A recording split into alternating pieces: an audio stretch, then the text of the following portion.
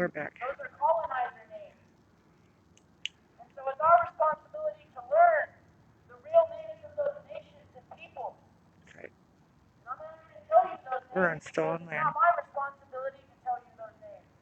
It's your responsibility to find out what those names are. And it's not a coincidence that the city of Denver exists in this place. Right. Because the colonizers knew that there was something special about this place. And there is something special about where the city of Denver now sits. There's a meeting of the rivers. It's called a confluence. There's a park called Confluence Park over there, where we used to start the Four Directions March. And when you have the meeting of the rivers, that's where sacred things happen.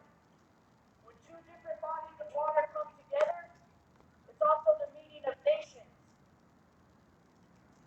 So remember that. And when we think about the names of these places, like Cherry Creek, where did that name come from?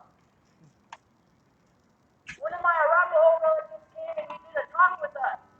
And he told us that the reason they call it Cherry Creek was because there were choke cherries that used to grow all up and down that river. It was much larger than it is now because they've dammed it and they've constrained it and they've oppressed it, just like they oppress us now. So the struggle of the land is our struggle always. And we always must look to the land. It was raining ash from the sky yesterday. Where were the chants for the earth yesterday? The earth is burning right now. In our backyard. Where are the tears for the land? And where are the tears for the people that are not able to be on this land? So when I do a land acknowledgement, it's damn political. Because our spirituality and our struggle is always political. As indigenous peoples, as people of color. And doing a land acknowledgement is more than just paying respect and homage to the land.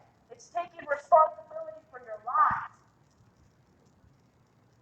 Every single day, we have a responsibility to give thanks to the earth. So please, take that responsibility seriously and learn the names of the peoples of this place. Because if you can't be good guests in somebody else's homeland, how are you ever going to go home? If you can't treat somebody else's house with decency and respect, how do you plan on treating your own home? And I know how Europeans treat their own home. And we're not putting up with that shit anymore in this country. So please, always acknowledge the land and be grateful because you are the beneficiaries of the largest genocide in human history that is not protected under the Genocide Convention. You are the beneficiaries of that genocide. And so it is your responsibility to do something responsible with that benefit. Thank you very much. Yeah.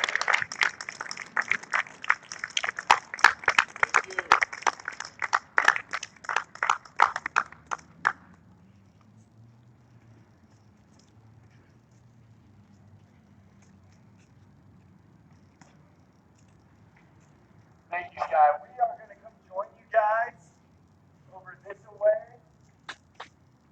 This is just too large and too awkward for all this separation. Yeah, we And it's not like a segregation thing, it's more of an energy thing, you know what I mean? To get the confidence and stuff to come see and all that good stuff. Oh, sure. Of course.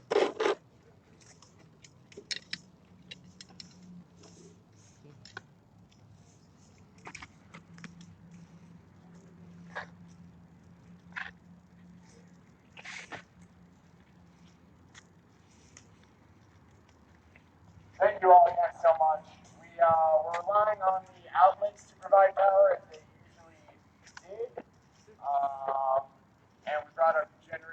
backup and both failed. So we're going old school. Thank you to the folks that are letting us use the bullhorn. Appreciate it. We're gonna have our first speaker come on up. Y'all please welcome our dear brother Trey.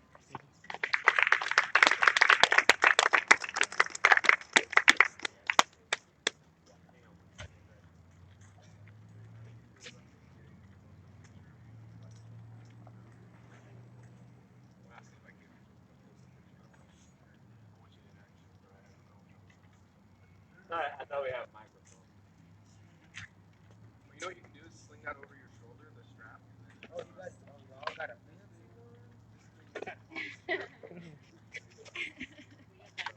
I remember that discussion when we were like, should we go with the extra? Yeah. That's not even a nice one. Oh, is it? I like it. I like Wait, it. no, Figure no, out like- I used it the other night and I was really confused when it was trash. It's actually better and it's red. Oh, there you go. I had asked Ray, I was like, I had the mechanism. We should be wiping that down. The other one's way more complicated. He said he has sanitizer to wipe it. Yeah, he's smart. But I mean, I have some too. but not before the next speaker. I have some lights. You got wipes? Yeah. I took it home because y'all left and then Oh. Awesome. Thank you so much. and I was like, huh? No, I was chilling at the Capitol and then everything was like, Being safe. Being safe.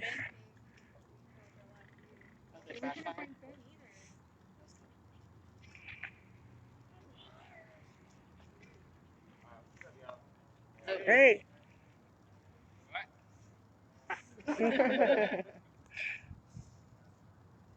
So again, I like reading in front of a lot of people. So We're with you. It's just a few of us. all really slow.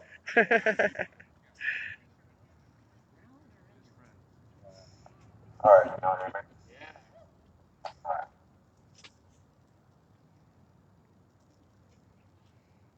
I feel the agony of our people from the deep, dark, the tombs of our ancestors shake with rage. Our loss is a profound intensity in which escapes at times it seems only one way. You hear our, and some listening may ask inwardly, what does he mean? Surely we have all been affected. Human suffering is and always has been a mechanism of human living. When I speak of our loss, I consider the Black African diaspora. I consider the indigenous diaspora. And what the important imprint of slavery and colonization has left on us. I consider the Asian diaspora and what the effects their elders touched by war and what the generation walks with now, what they do to dispel the model minority ideology. When I speak of our loss, I consider the Latinx people fleeing brutality to end up in cages in a land that their ancestors once lived in also. I consider the LGBTQ community, the two-spirited community, how they're targeted by violence and indifference from within, and their melanated faces make them targets, yet still from without. After all this consideration, I come to the conclusion, all of this brutality that fuels our loss, this hatred that cascades upon us, this fear that gives silence to us, the shame that lends cowardice to us, the miseducation that beckons mistreatment, the psychosis that would set us upon each other in offense instead of kindness. All of this is a mechanism of colonization, supremacy over our every step. Our loss is a shared one. As melanated people, The more rich in melanin, the blacker you are, the more red your skin, the more Asian you speak, the border you cross, the people you love. I see our loss of these circumstances as a product of hatred, primarily of our color, and ultimately our difference. So as many stand for Black lives, as we all should, especially Black people ourselves, I must recognize the continuing suffering of all my melanated family. We suffer together in solidarity. We shed tears of grief for our fallen. In this time, I see all. I acknowledge all of us. I pray to my divine chef, and I say, and I feel my family. The 42 laws of Ma'at, on the 42nd law, it says, I embrace all. That's what it really means for me to be a Hotep, to embrace all. I am a Black man, and I stand with my people. I ask melanated people to see themselves as my people, so that I may stand for you as a whole, as a family. We are in search of answers, justice, retribution, revenge. We are all in search of peace for ourselves. So as you selflessly stand with me, I will do the same by doing so. I formally challenge all melanated people to fight as a family for a change. See, what we can accomplish for each other, we must do to survive the massacre we all still endure at the system of global white supremacy. We must see what comes if we fight back as a family.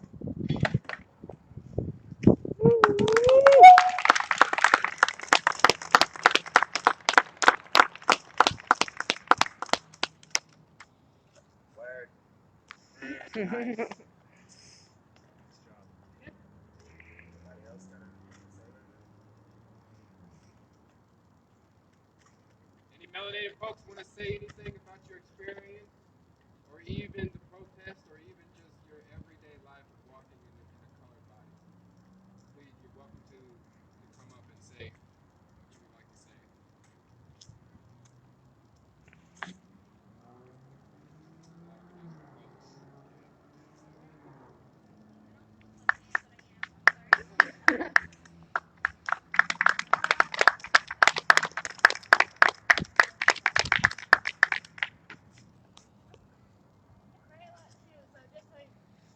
It's okay, I do too. It is.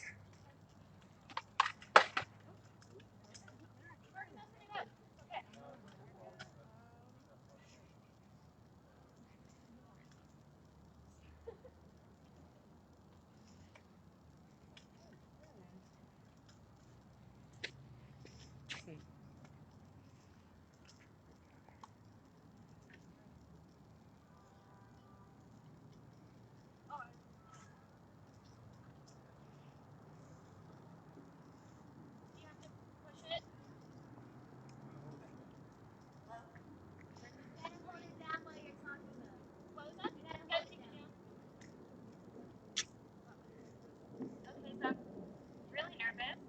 Sorry. Thank you. Actually, the last melanated mic night I came to. Can you hear me? Nope, No. Is that better? that's better. Okay. I'm sorry. So last week I actually went to the melanated mic night, and one before that, I think. Sorry, I'm all shaky. I don't like talking to fat people. And hearing everybody. Sorry. We love you. We're all friends. We're all friends here. See, I get nervous. I cry too when I'm nervous. Because all of you guys are so nice. Tears are a rotation of the soul. That's right. What? Needed. Tears are needed. Rotation of the soul. Anyways, hearing everybody speak their truths, made me realize my own. Sorry. You can do it. Which is really hard. So I'm actually Latina, and but I grew up with a white mom who I didn't realize until the last couple years is super racist. Probably one of the most racist people that I know. And my last name is Martinez, and my dad is from a very Mexican family, and I wasn't allowed to know them. She let me know every single day that how disgusting she found Mexican people. I don't like using these words, but she, called beaners or spicks or wetbacks or cockroaches was her favorite one because the Martinez family infects everybody. And every time we would see Mexican people out with lots of kids, she would say that they were living off welfare and taking our jobs and they didn't belong here and that they didn't take care of their kids. Which is funny to me because she's a white person with 6 kids that never took care of us. So it's hypocritical. And she didn't allow me to know my family growing up. So I feel like she stole a huge part of what comes with, I don't know the right term, Mexican families. I feel like they are very family oriented. And every time I have seen them, they tell me how much they love me and how much they will help me, and I don't even know them. And she stole that from me. I feel like I have a lot of stuff to say in my head. We're here with you. Yeah, we love you. Time to express it all. The more I get to know people in, I guess, these kind of communities, like coming out to these, there's a lot of love and acceptance that I didn't get growing up at all. I went live on Facebook like last week right after Melanated Mike Night and to practice, and now I'm not even. You're doing great.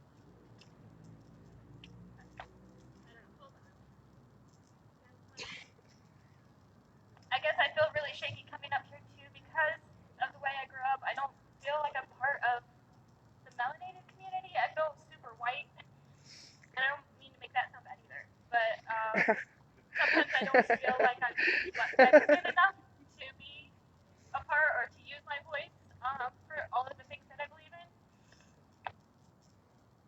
But I'm trying, and I'm learning a lot from you guys, and I just wanted to say thank you. Thank you.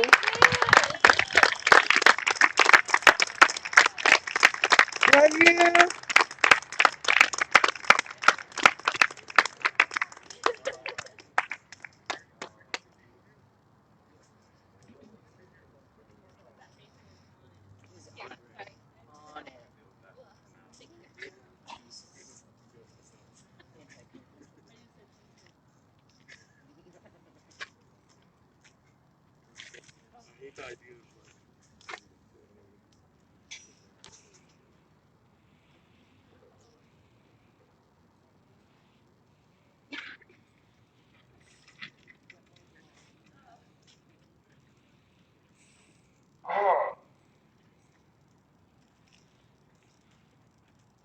Can you feel that? Yes. You feel that like right there in your throat? Yeah. Let's let out a yell. Let them know we're angry.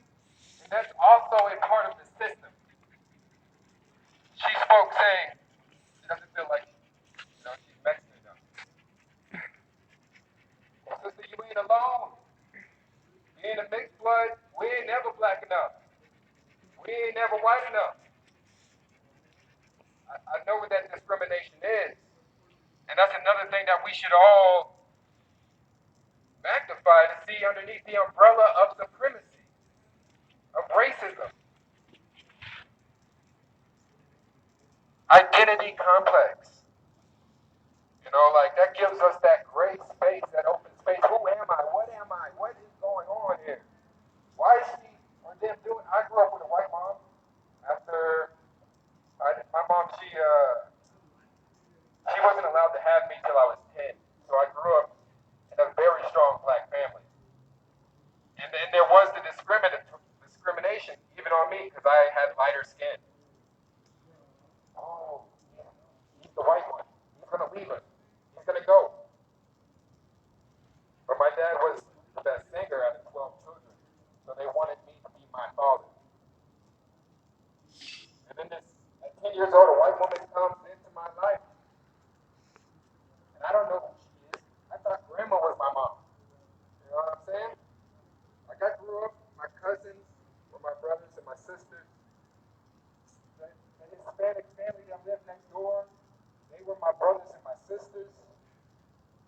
white families, the poor white families that came to church that needed a place to live, and my grandparents opening up the house, even though we've already got 10 plus people living in there, they were my brothers and my sisters. The oppressor oppresses us all. He oppresses everyone. I just wanted to talk on that and let you know that you're not alone out here. Like, it's hard being placed into those boxes that somebody else gave us. This is what's good for you. That's why I'm a rebel at heart.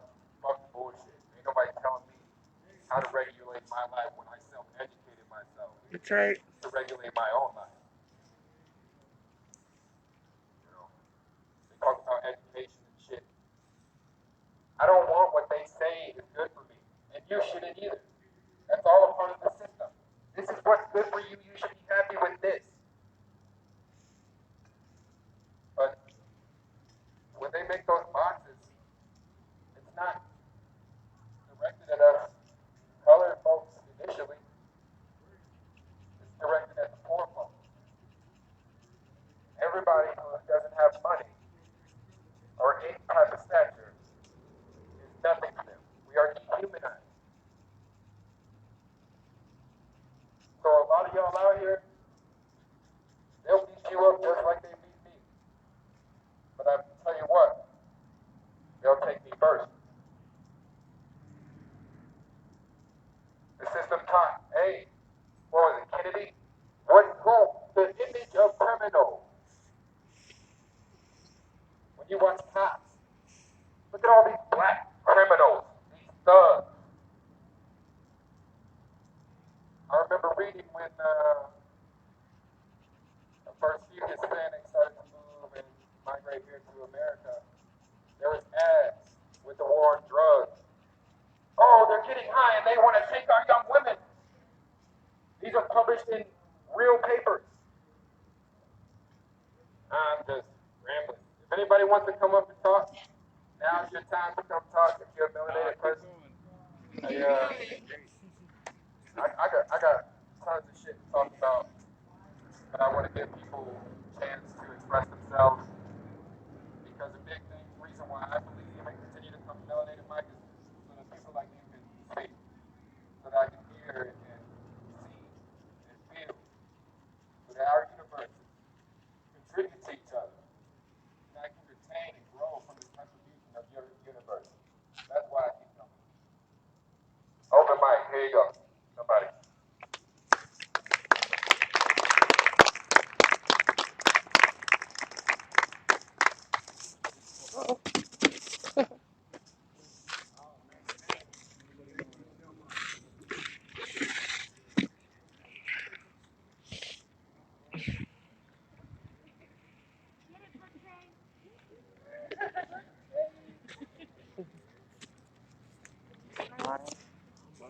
Is this my water? Okay. Hello. Hey.